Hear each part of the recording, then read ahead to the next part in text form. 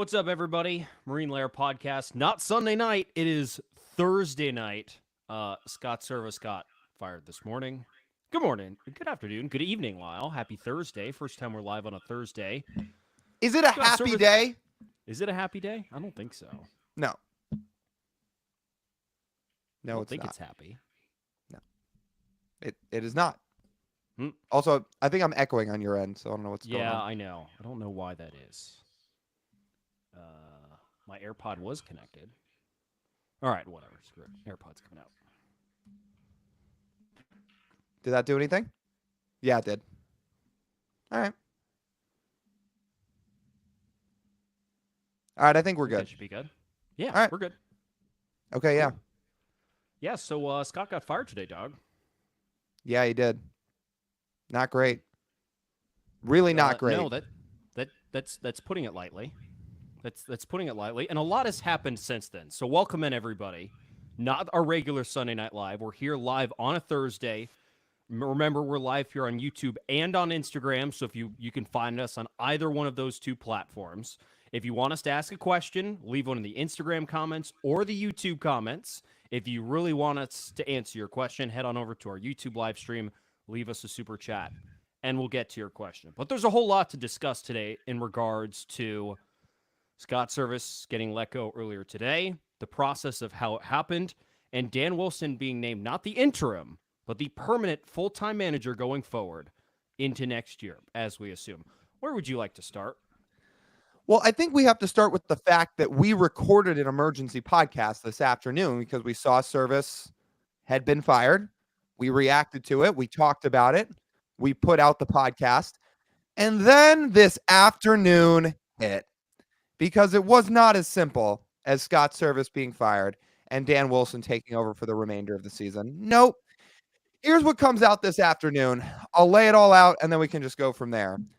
Scott Servais didn't find out he was fired because he had a meeting with John Stanton and the ownership group, or Jerry DiPoto. He found out the way every single one of us did because he saw it on social media. That's how Scott Servais found out after 9 years he'd lost his job. Meanwhile, Dan Wilson is not the interim manager. He's the new guy. At least that's what Jerry DiPoto has to say. Not for the next few weeks. It's moving forward. They didn't even conduct a hiring process. They just said, yep, we don't need to talk to anybody outside the organization. That's our guy. And after all that, after saying they needed a new voice in the clubhouse and they needed a fresh perspective, they brought in people within the own organization to fill the void. What a time we're at. Okay, let's start with Scott Servais, and let's start with how he found out. Do you think it was an accident he left Jerry and Justin in the front office out of his thank you note? Do you think that was an accident? Because I'll tell you what that note looked like when the Mariners published it. I thought it looked exactly like Jared Kelenich's note. Exactly like it. I said the same thing. I said he took a page right out of Jared Kelenich's book, how Kelenic left this very long, nice note talking about how he loved the fans, how he loved his teammates, how he loved the city. Just nothing about the organization. Absolutely nothing. And people took notice of that. Well, you saw Scott thank the fans, thank the city, thank everybody he interacted with, from the stadium employees to the grounds crew to the people in the media to all the players that he coached to his coaching staff. Nothing about Jerry and Justin. He Nothing even at all. thanked ownership.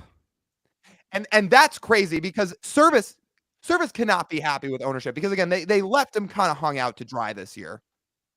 But he still thanked him. But nothing about front office. Seems like he's not happy about how some things went down, I got to tell you. But what does that say about what the state of the Mariners is right now? That Jerry, I'm going to take a guess right now. If I'm shooting in the dark here and guessing how this process went down, I'm going to guess that this was not Jerry's call. I'm going to say that. I don't think it was Jerry's call because not only did the Mariners somehow already have a full-time manager waiting in the wings, ready to go today, like into next season, already ready to go. On top of that, a hitting coach ready to go for next year. Dan Wilson and Edgar Martinez will be full-time coaches this year and next year, given the regime stays the same, meaning Jerry's still employed. That, like, stuff like that doesn't just happen. They didn't just call up Dan Wilson today and said, hey, you want to manage this year next? Sure. That's not how that happened. Like this, who knows how long this has been going on, but this doesn't feel like something Jerry would be plotting away behind the scenes from someone he's said so much how close him and Scott are. That doesn't seem right. It wouldn't. And how would it benefit Jerry to leak to Ken Rosenthal that Scott's getting fired 2 hours before they're supposed to meet and talk about it? That doesn't benefit Jerry at all. So Jerry knows when Scott walks in there, he's like, damn, someone leaked this information when he walks into that room. I can't believe it. What purpose did he serve by doing that interview with Ken Rosenthal yesterday? Maybe None. he'll say, well, None. maybe he'll say he should not have done that interview. no. And maybe some people, or maybe he would say he did it to try to deflect some blame off of other people and onto him. But now seeing how everything's unfolded, it makes even less sense now why in the world he did that interview, because it just makes it's just a little too coincidental for how this unfolded. Does the interview, he gets asked, is Scott Servais on the hot seat? He says, well, everything's on the table. Then 24 hours later, Servais gets fired by a Ken Rosenthal breaking news tweet and article. That is just one coincidence too many, and it shows that somebody in the organization probably leaked Rosenthal that information, which is just so wrong. Again, like if the news would have come out, why didn't you just sit down with Scott, have the meeting, and then tell the media? Because this is the worst way you can do it. And I know Dipoto said he feels bad. I know he said he doesn't like that it came out on social media first. But this could have been prevented by potentially him, potentially other people in the Mariners organization, and it wasn't.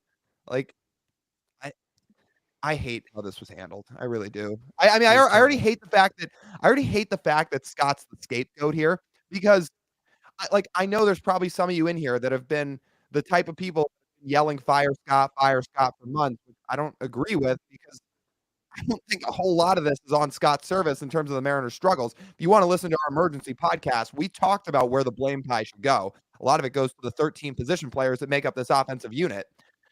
A lot of it goes to ownership too. But I just hate how this was handled, and there was no reason whatsoever to have it happen this way. And here's the second thing before we start taking some questions here. Guys, remember, leave us some questions in the YouTube chat and in the Instagram chat. We'll be sure to get to them. You really want us to answer your question, you can send us a super chat on YouTube. The second thing is hiring Dan Wilson as a full-time manager here in late August. Not even in the offseason. In August, right after you fire your other full-time manager who was here this year. Why did you need to do that? Why? Why do you need to hire a full-time manager right this second? Why do you have to do that? Don't. Why, again, the sensible thing would have been to make Dan Wilson the interim manager and then decide what in the world you want to do in the offseason. Guess what? If Dan Wilson blew everybody away with his managerial skills in the next 6 weeks, and then you conduct an interview process with some people outside the organization too that might be qualified for the job, and you land on the fact that of everybody we have, I honestly can say, if you're ownership in the front office, we think Dan Wilson is the man for the job. If that's what you decide in November or December, whenever, fine. Because then you would have had a 6-week sample size with him and conducted a full hiring process. What on earth have you possibly gained by naming him the full-time manager for now and the future right after firing Scott Servais? Well, like, no outside hiring, no outside interviews. Like, you don't think there's anybody out there that might be a good hire that's not already in this organization? Nobody? You didn't even want to talk to anybody else? I don't get it. Here's another thing too about this. If the only reason you could hire Dan Wilson was to start off because he's already in the organization and that's easy for you, which is kind of troubling because as you highlighted in your reaction that we posted about an hour ago, Jerry said they wanted a new voice in the clubhouse. Dan Wilson's not really a new voice. He works for the organization in this regime. I don't know how that is new. Second of all, if the only reason Dan Wilson is hired is because this is the only guy who could take this job knowing that Jerry could get fired next year, with the team not performing well, well, what does that say about your organization in the first place? If the worry is that the GM won't even survive through next season and that the manager has to worry about the GM getting fired, well, if you have to worry about that next year, guess what? You should also be worrying about that this season as well, because that affects everybody. And you'd be throwing out like the rest of this season and all of next season with everyone on pin needles, just walking around. I don't understand that. If there is just this inherent worry that you'll have to replace a manager again next season, then why don't you just clean house right now? Why not? It would make the most sense. It would suck. Lionel and I don't think Jerry should get fired. But if the ownership group thinks Jerry could get fired next season if he doesn't perform, then you might as well just clean slate right now. Start over. Start completely over. New front office, new coaching staff. 100% new. I don't care if I'm paranoid that they're not going to replace the right guy. Because the situation they're in right now, if what I say is true, then that's just such a glaring indictment. So terrible. Every point you just made is valid. But nothing scares me more, legitimately nothing, than who ownership could replace Dipoto and Hollander with if they were to be let go. Honestly, that's why I think, I do think Jerry Dipoto is a good general manager. I really do. When it comes down to the baseball moves, for the budget that they're given and the hands that are tied behind their back, PR stuff aside, which obviously he has had his struggles with in the last year, because this is now 2 bad PR days. Yeah, I mean, struggles is putting it lightly. This is 2 disaster PR days that this front office has had in the last calendar year. You had the 54% thing in early October, and now here you have all this Scott Servais stuff. But I cannot stress it enough. I am petrified of who would replace this front office if they were to move on. And you want to talk about some names? We can get to some questions first. If you guys really want us to throw out potential names for who could be the replacements, we'll talk about it if you're interested. But I'm telling you, the names that I have thinking in my head petrify the hell out of me. Are we ready to take some questions? We've been talking. Yeah, we could do some questions. There are some people here saying Hollander should be the scapegoat. I don't think he will get scapegoated. I think him and Jerry are a package deal if they're in or they're out. Yeah, I don't see that. I think Scott was the last scapegoat. I'm gonna be honest. That's it. Yeah. No scapegoats left that are in either the coaching or front office levels. Don't see it. Mm-hmm. Yeah. Bryce is wondering, same Lyle from Brock and Salk. Yes, it is. Thanks for watching, Bryce. Thanks, Bryce. Thanks for listening to both shows, I should say. Let's see. We've got people screaming in the comments, new ownership. I mean, yes.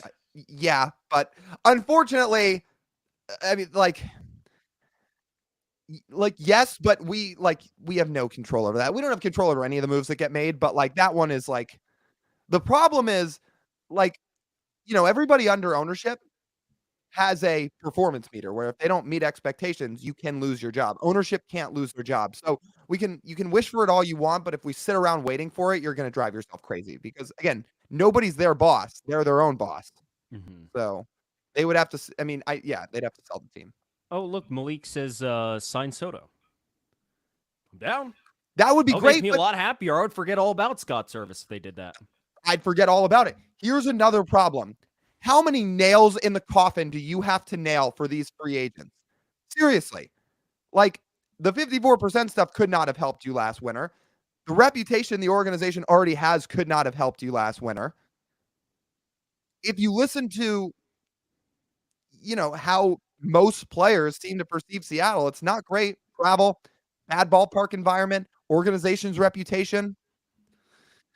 And now, on top of that, 6 weeks, or well, a little more than that, 2.5 months before free agency started, you have given agents and players another reason to look at you and say, what is going to make me pick that place to play? On top of all the problems we already have with it's not a hitter-friendly environment, the travel's crazy, they haven't won a lot in the last 20-plus years, and now you've got stories about, well, they let their manager go by leaking a story to somebody to put on social media. I would, we've talked about me doing a hike for Kyle Tucker. I'll double down right here for Juan Soto. Mariners sign Juan Soto, Same thing applies. We'll do the hike. Going up the mountain. Yes, hands and knees. Hands and knees. So it applies for Juan Soto. How many times can this organization shoot themselves in the foot? What in the world is going to make Juan Soto not only want to leave New York, but if he did, play here?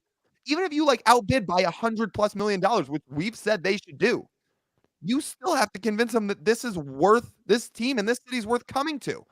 How many times can you have these PR disasters like this? Apparently unlimited. Or sorry, unlimited. Unlimited. There's a couple things I want to get to in the YouTube chat. So first thing is comes from Just Mitchell P. You know that Jerry is fired at the end of the season. Michael P. I don't think Jerry's getting fired at the end of the season. I think if he's going to get canned, he would have gotten fired right alongside Scott Servais right now. They wouldn't have let him hire a manager, or he hired, quote, air quotes, hired the manager. They wouldn't have let him do that and put a press release out and all this. Why would it make sense, Michael? Why would it make sense for the Mariners to hire a full-time manager, keep Jerry for a month, and then just not pick up his option on his contract? That makes no sense. Organizationally, it would make no sense for them to only work together for a month. Then what was it comes back to the point is, what the hell is the point of hiring a full-time manager right now? None. We're just going to keep coming back to that point. Really, we're just gonna keep coming right back to that point, because I still cannot believe that. I really still cannot believe that. Here's the second thing. I've seen a few people ask about this, asking us about Cameron Maybin's comments made on Foul Territory earlier today. I would take those with a grain of salt, guys. Cameron Maybin was not in Seattle for very long. We're talking, how long was it? 60 days? It wasn't very long. It was, keep in mind what Cameron Maybin's perception of Seattle is. It was a 2-month span at the trade deadline in which they blew a miraculous lead to the Oakland A's. And also he witnessed Gene Segura and D. Gordon getting a full-on fight in the clubhouse. Of course his perception of Seattle isn't great. And then right after, at the end of his tenure, that's when they tore it down and rebuilt. So of course his another perception thing. is not great. I mentioned this to you. We weren't even fans of Scott Servais in 2018, right? We weren't. We didn't love him. Yeah, we didn't love him. He was like this, average in 2018. But I know, Scott has really grown on a lot of people since then. And those weren't his guys in the clubhouse, guys he had brought up through the system. No, he had inherited Jack C's clubhouse for the most part. Yeah. At least the core. People don't want to paint these superstars in bad light. Oh, my phone just shook for the Instagram Live. My bad. I think because I hit my desk. Anyway, people don't want to remember all these superstars the Mariners had in bad light, but I'm sorry, I'm going to paint them in bad light for a second here. Felix in 2018, from how it seemed from afar, essentially did not have a work ethic. His ERA had ballooned over 6. He was injured, and then they had to move him to the bullpen because he was such a liability in the rotation. Do you think Scott Servais was happy about an aging, expensive veteran who, from all the looks of it, didn't work very hard? I'm going to guess no. Do you think Scott Servais was happy when Robinson Cano got popped for PEDs and missed 80 games in a crucial season? No. Do you think Scott Servais was happy when Gene Segura decided to try and fight one of his teammates in the clubhouse? No. Those were not his guys, and he had to deal with a lot. A lot. Now these are his guys, or were. And the guys that he had in this clubhouse, this core, they really liked him. They rallied around him. They had his respect, his trust, and he put his trust in them. Cameron Maybin's answers on Foul Territory today are a very skewed version of Scott Servais. Maybe the old regime didn't love him. Maybe that group of players didn't love him. Mitch Haniger certainly seems to love him. He was part of that team. That's just one guy. But maybe a lot of those guys in the old regime didn't love him. This group does. So it's a different story now than what Cameron Maybin's painting. Can we get Kyle Seager for a comment? Oh, God. Well, actually, Kyle Seager is probably in total defensive service. He probably sees this DePoto stuff today, and he is doing everything possible. His family's probably having to talk him off the ledge right now to not get on Twitter, create a burner account, and just start screaming at Jerry DePoto. Do you want to know another thing that's depressing? I saw this today, too, and it just sort of clicks. How about, Victor Robles? and how he feels after signing that extension. And he highlighted Scott Servais as a major Scott Servais and Jarrett DeHart as two major reasons that he wanted to sign that extension in Seattle, and they get fired within 2 weeks of that extension. Unreal. Yeah. Unreal stuff. Only one Again, franchise. what does this move change? What does it change? Dan Wilson's philosophies, messaging, probably, it's going to be almost identical because he's part of this regime. He's part of this organization. He's bought into all the philosophies and cultures. You think anything's going to be that different? My answer is no. And if that's your answer, why was Servais fired in the first place? Nope. I don't think so. No. What other questions do people have? God, what a day. What a season. I can't wait for the Seahawks to start. We're 17 days away. Good Lord. Let's see. Bad baseball. This is one we can relate to because you and I both tried this. This is a slightly more positive note, Lyle.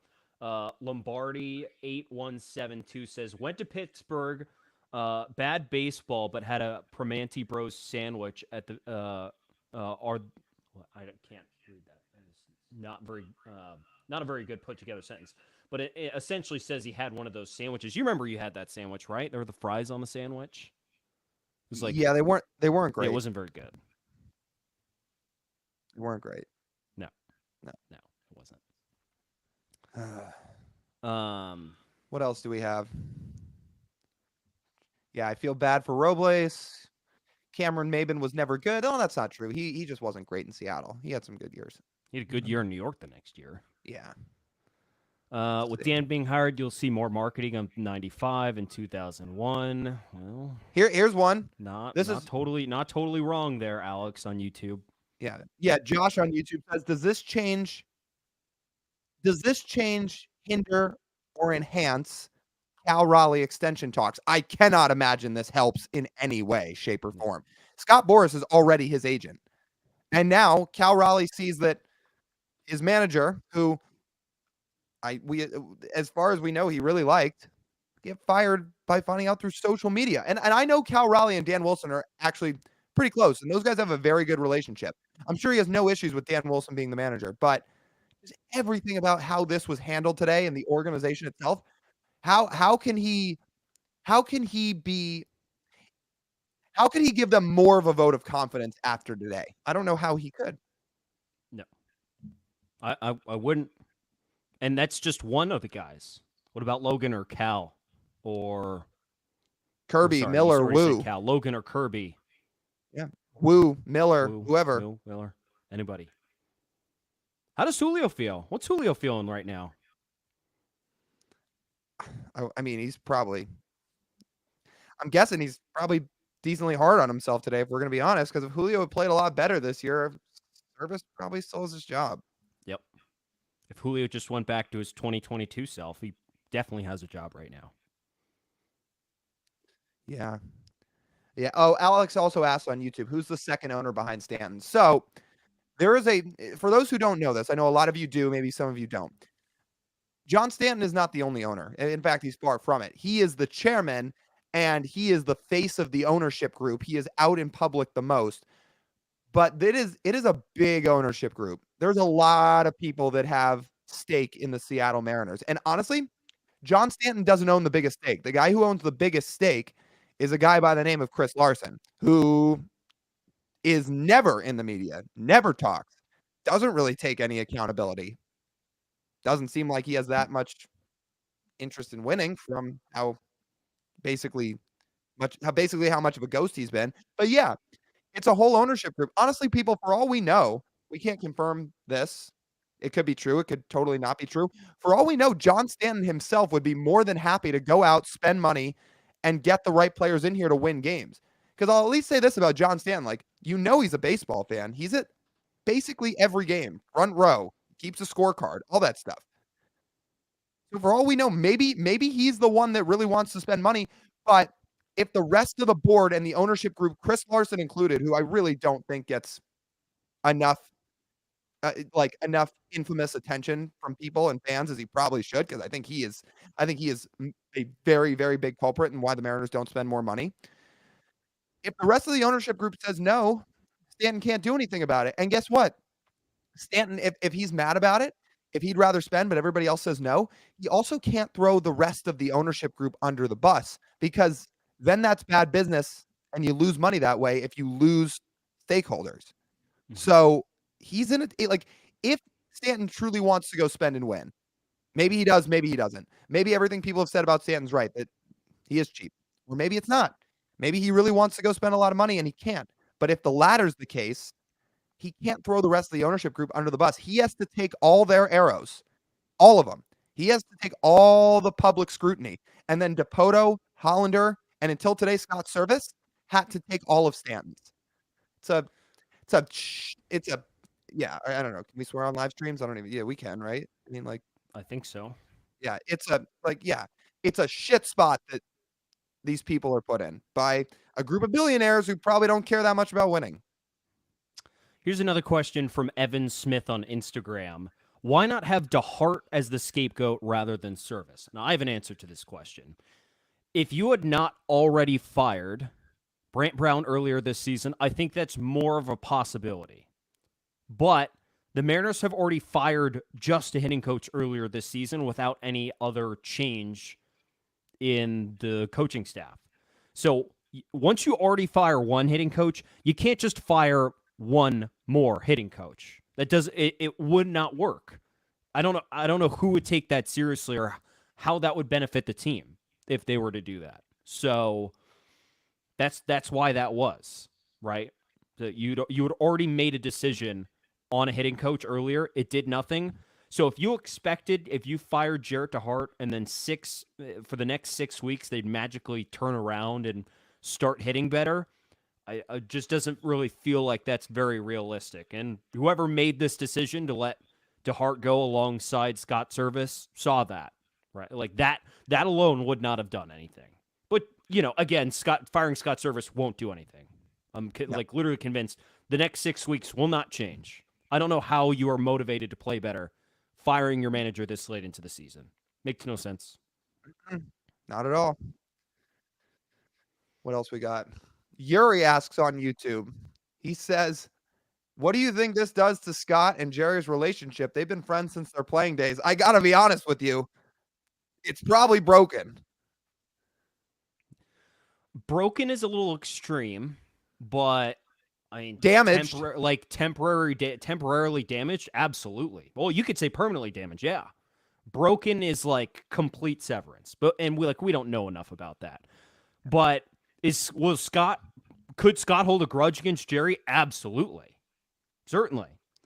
But I feel like Scott Servais also knows a little bit more, and Jerry Dipoto know more about the situation and who's actually making the decision here. Like, who actually is. If someone really went over Jerry Dipoto's head to make this decision, then Scott knows that and Jerry knows that. So that's why I can't just go and say this is broken. And again, what I said earlier in the live stream, if you joined late and didn't hear this part, like having Dan Wilson already placed into a full-time manager's role and Edgar Martinez into a full-time hitting coach role the day you fire Scott Servais and Jarrett DeHart, that doesn't just happen because Jerry wanted that to happen. No, there are other more powerful people in the organization who wanted that to happen. I don't think it was Jerry who was out here leaking the fact that Servais got fired earlier today. That doesn't make any sense. So that's why it doesn't really feel like it's Jerry. But overall, Scott did get fired, and he's going to be pissed, and he has a right to be pissed about that. Mm-hmm. Yeah, I agree with all that. It's a complicated conversation. Of course, by the way, it had to be complicated. It couldn't just be. It just couldn't be. Servais gets let go. Wilson's the interim. They will do a hiring process in the offseason. It just is never that easy with this franchise, is it? It just can't be. It can't be. They are a content factory, which maybe for the sake of what we do is good because we create content around this team. But as just fans and people who want to see the team thrive, this is not good. These days, These days are not good days. Calum on YouTube asks if there are any other teams that have done specifically this going towards the end of the season. I'm going to be honest, Calum. No. No, I can't. If there is one, please leave one in the comments. But, this is literally unprecedented. Certainly unprecedented for the Mariners. They until this year, they'd never fired anybody midseason. Now they've done it twice in the course of 3 months. They did it with Brant Brown. They've done it with Scott Servais. All right. Well, there's another question on here on Instagram that I'll get to in a second. But also, hi Jake, hi Joe and Colton. We got a couple other Mariners content people in here. So if they do some really cool stuff too. So if you guys either watch Mariner Mojo or you watch Race the Trident, they're in here too. So go check them out. Thanks for following along. Somebody asked in the Instagram comments. It's Ellie. She asks, should any other coaches be worried about keeping their jobs? Yeah, I would say so, because when a manager gets fired and you've already seen 2 hitting coaches fired, you don't know what's going to happen with the rest of the staff. I would say the guy that should probably feel safest about keeping his job is Pete Woodworth, because that is the one thing in the organization that they have thrived at, not just developing pitching and drafting pitching, which is a credit to Jerry and Justin and Scott Hunter and the whole draft team, department, but having them thrive at the big league level. And a lot of that falls on Pete Woodworth and it falls on Trent Blank. So I would say Woodworth and Blank, I would assume, are going to keep their jobs. Manny Acton and Christopher Negron, I don't know. I would assume, because they haven't found any. Stay? That's a good question. I was going to say they have not, as of right now, found anybody to replace those roles, and they are still the next 2 in line on the coaching staff.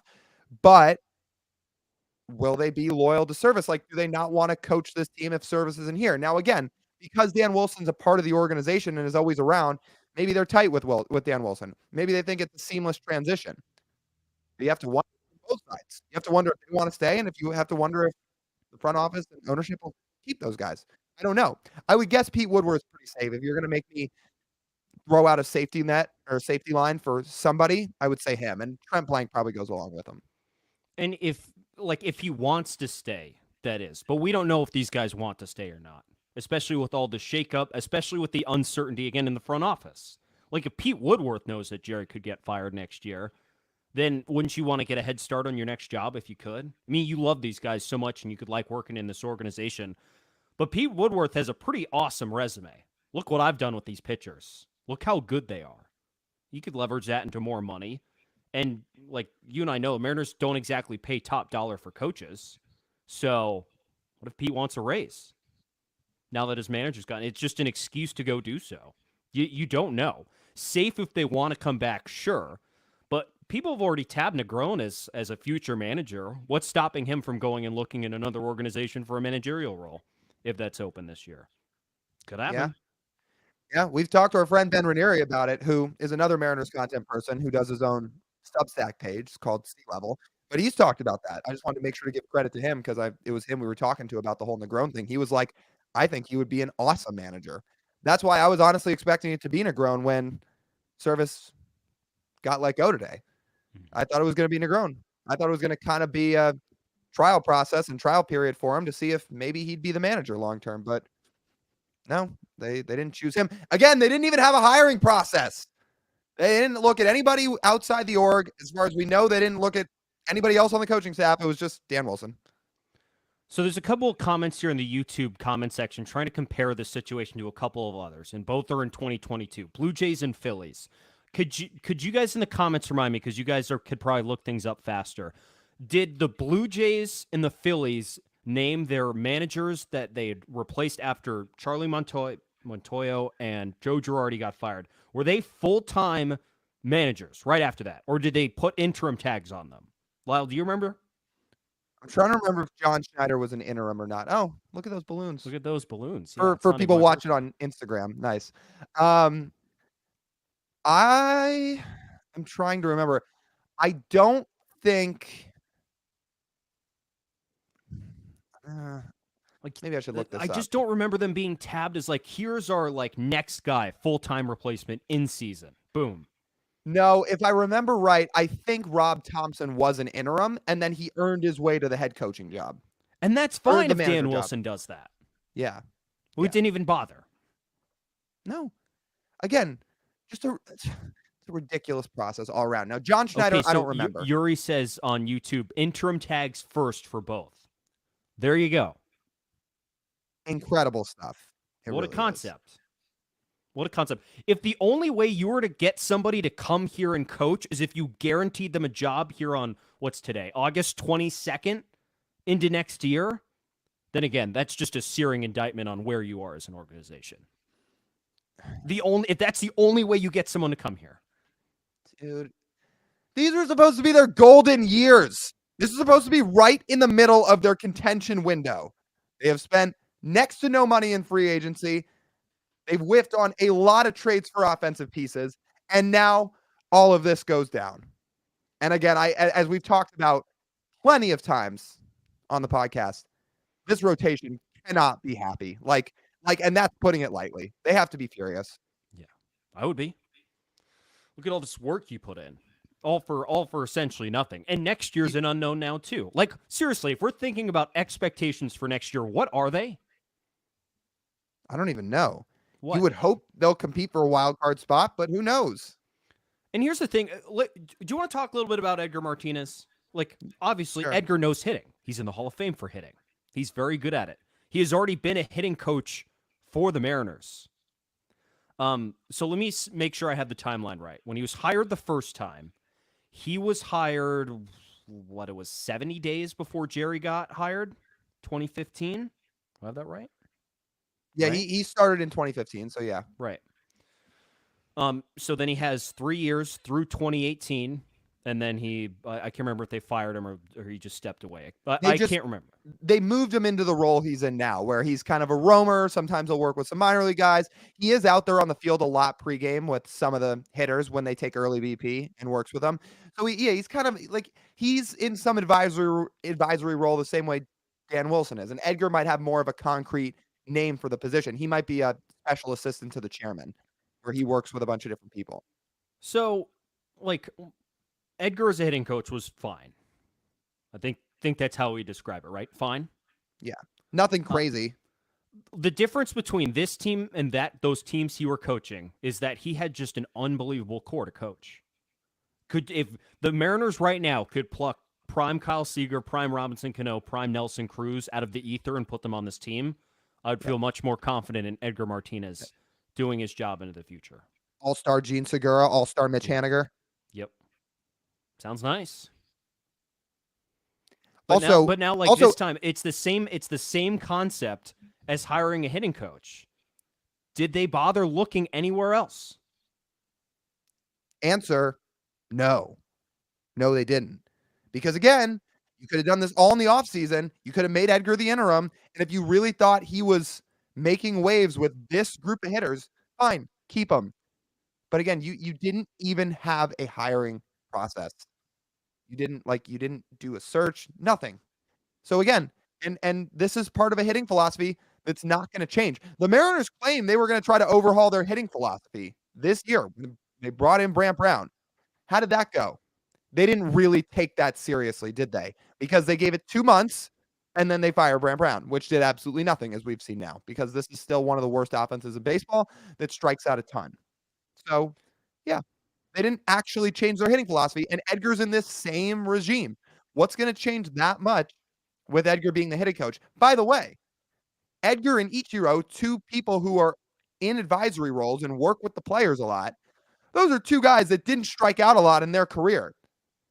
Like, can they actually implement their process with the team that's going to break the freaking baseball record for strikeouts in a season?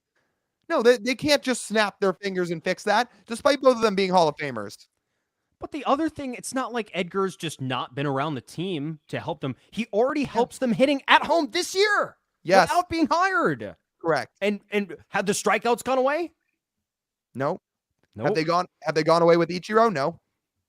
Did they score more runs? No. No. Did they straighten out the batter's eye? I can't believe I'm saying this again. I said it on Wednesday's podcast. I actually miss last year's offense. Words I never thought I'd say. That offense was somehow 6th in WRC plus across the league. I don't know how. I don't know. I don't know why. I don't know who. I don't know when. I don't know where. Could they have done it on a train? Could they have done it on a plane? I don't know. But somehow they were 6th in weighted runs created plus last year. And as I said, I bring that team back in a heartbeat right now. Everybody. Teo, Gino, Kelnick, Cabby, Mike Ford. Like, well, and I also would ask for 2023 JP Crawford to come back too. That'd be nice. Yeah, that would be really nice. At least he's supposed to start a rehab assignment. Yeah. All right, let's get a couple more in here. I got to eat dinner. Okay.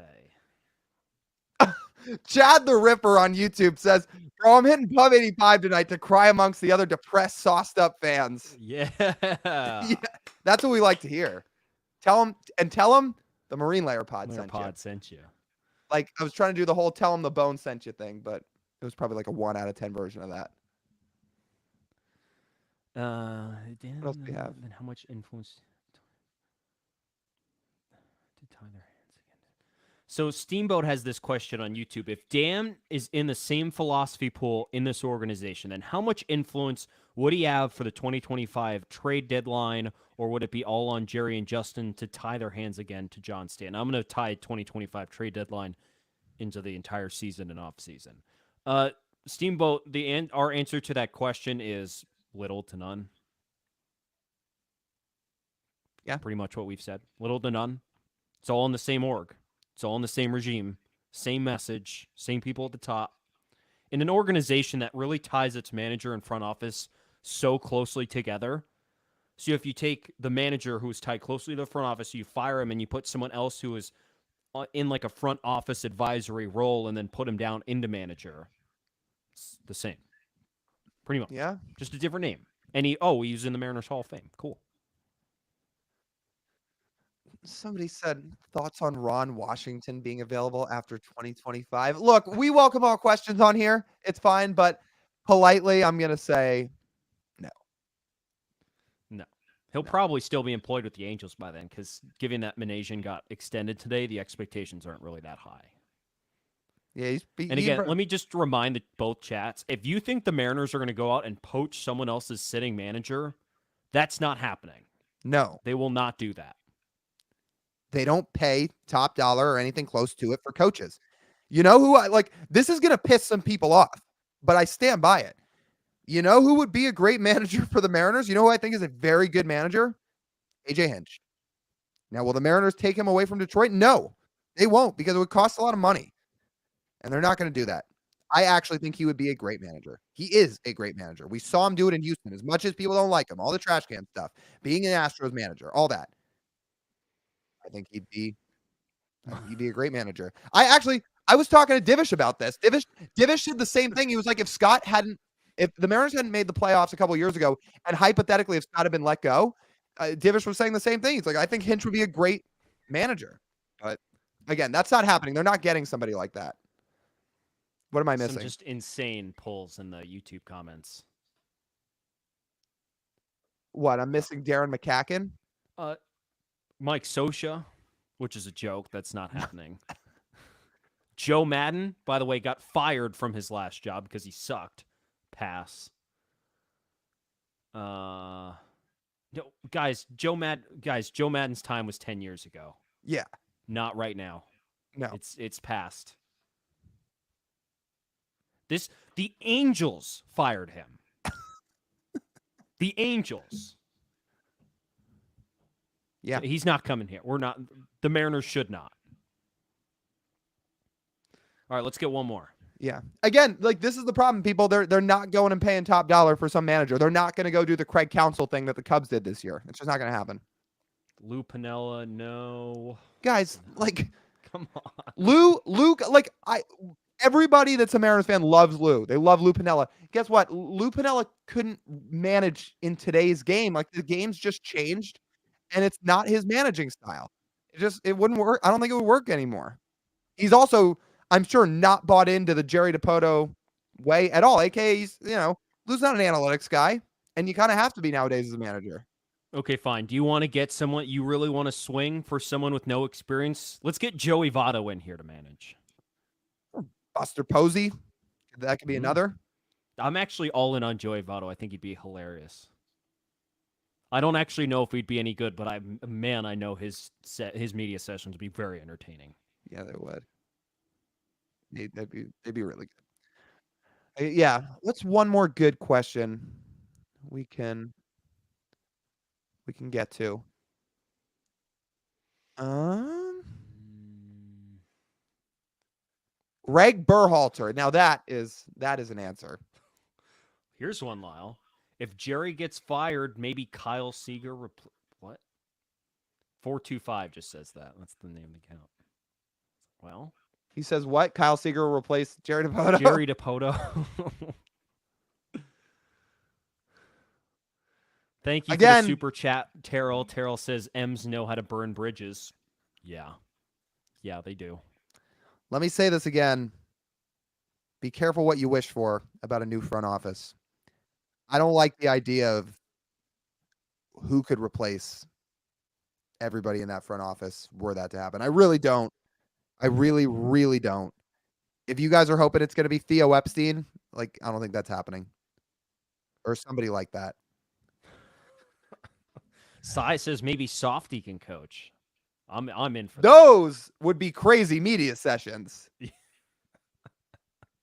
And you know what? I would do anything to see those post-game talks with the team when they lose, especially if they lose a heartbreaker. Oh my god, that would be funny.